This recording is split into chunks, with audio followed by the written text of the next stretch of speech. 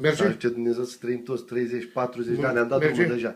Dar în momentele astea, uite cum ne-am strâns să îi pomenim numele lui Nicolae, copiii noștri, nepoții copiii noștri, poate vor pune video ăsta și să zică, Domne, cine m-a adus? Cine m-a ajutat să mă nasc aici? Avem obligația ca noi să-l ducem mai departe, să ducem numele mai departe. Corect. Și munca așa. Corect. Ok.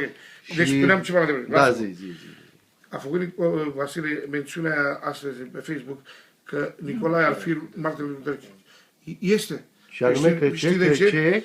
Știi de ce? Pentru că a făcut mențiunea că Nicolae ar fi marele Luther King al romilor. Este. Știi de ce? Pentru că el a inițiat mișcarea romilor. Una. Al doilea. A fost, așa cum s-a spus până acum, reformatorul mișcării romilor, organizatorul mișcării romilor. Nu a existat reformare. La noi a existat naștere. Reformare într-un anumit sens. E adevărat. Pentru că în sens civic, el a făcut reformare. Nu este în politic la nivel național. Pentru că romii încă nu s-au organizat politic. Dar, cum am spus, Nicolae, noi nu am știut că avem un Martin Luther King. Nu că n-am știut. N-am vrut să-l percepem. Am crezut că o să vină altul mai puternic ca să organizeze mișcarea și politic și civic. Nu. Nicolae este acel Luther Martin King. Și trebuie să-l vedem și de acum încolo să-l știm că el este adevăratul lider de necontestat al romilor. Și este. Iartă-mă. De om îți dai seama numai când îl pierzi. Asta e grav. Viață, asta e grav și nu-i prețuim. De Dumnezeu fapt, să ne asta ierte. e natura Cum s-au omenească. dus, atunci vedem valoarea lor. Asta e natura noastră a oamenilor. Apreciem de-abia după ce Dar se e duce. lăsat de la Dumnezeu. Tot de la Dumnezeu e lăsat. Uite. Păcatul, e adevărat că nu-i bun, dar păcatul, nu uitați că a fost acceptat de Isus. El a suferit pentru noi. Și exact cu treaba cu Nicolae, cu părinții noștri, Dumnezeu să ierte, cu neamurile noastre, când sunt în viață, nu-i bagi în seamă prea mult, nu le dai importanța care trebuie, nu le dai iubirea care trebuie. Pentru că, și de ce? Avem impresia că nu vor dispărea niciodată. Bă, Asta. știi cum e vorba aia? Că avem acolo, sau te trezești și îți bei ceaiul dimineața. E aceeași treabă, nu ți-ai băgat ceaiul, ți-ai băgut ceaiul. Așa ești cu măta sau cu tactul, Dumnezeu să ierte cu ai noștri. Ce zici? Te-ai trezit, sunt acolo pentru tine. Dacă nu ziceai că te iubesc sau mamă ce-ți cumpăr sau ce-ți fac din dragoste, nu-i problemă, că zici că îi zici pui mâine. Și mâine poate nu mai este. Uite acum, cu Nicolae. Eu sunt sigur că chiar Emiliana acum a plâns de 2 zile de când a murit Nicolae, plânge în continuu. Și Dumnezeu să-l binecuvânteze și să-l astea că e din sufletul lui, din inima lui, el a simțit și foarte bine că plânge, că poate să plângă. Coco, că eu sunt aici în Canada, că Emilian este aici în Canada, că tu ești aici în Canada. Mulțumim lui Nicolae Gheorghe.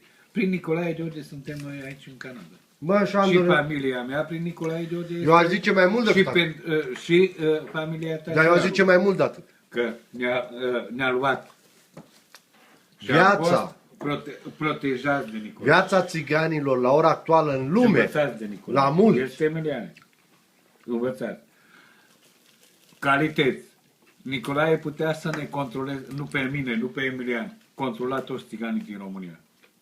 Pe toți. Avea talentul de a controla și de a aduce în jurul lui. Exact. Ne-a controlat pentru pe cauză. toți. Eu eram cauză. în Germania, m-a controlat în Germania. Ăsta era în America, l-a controlat în America, știa că ce vorbește și ce face. face. Nu știu dacă e controlat termenul, dar știa. Știa de tine că unde ce ești. Știi care e problema? Știa că noi încă suntem dedicați mișcării. Pentru că am rămas cu sufletul și cu mintea acolo. Chiar dacă suntem aici. Și au încredere în noi. Și așa este, așa este. Au încredere. Pentru că noi am fost altfel de oameni, Șandor, la începutul mișcării, am venit în mișcare fără interes. Noi nu aveam acea dorință de îmbogățire. Nu aveam acea dorință de... Dumnezeu să spune și s-a lăsat de la Dumnezeu că ca să conduci o turmă de oi, trebuie să ai un cioban bun. Exact. Noi eram oile.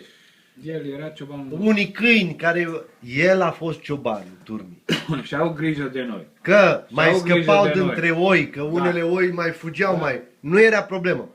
Dar până când venea greu, tot în turmă îi atrăgea toată lumea. Da, toți am fost. Că dacă vreți comparația, e comparația. Uite, dovadă că noi suntem așa de Și, departe și încă doream să fim lângă el. Încă ceva. Dacă mâine ar fi spus, Doamne ferește, Doamne ajută, uite, dar nu mai e în viață. Nicolae, dacă ar fi spus la telefon, frații mei, Am nevoie de voi, veniți am să mă nevoie de ajutați. toată lumea, pentru că dacă nu veniți, va dispărea 10 sate în țara asta de țigani dacă nu ne strângem toți.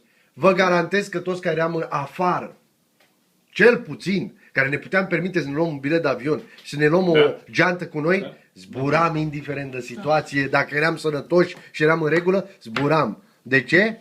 Pentru că era vocea lui Nicolae. Nu conta cine nu s-a certat cu Nicolae.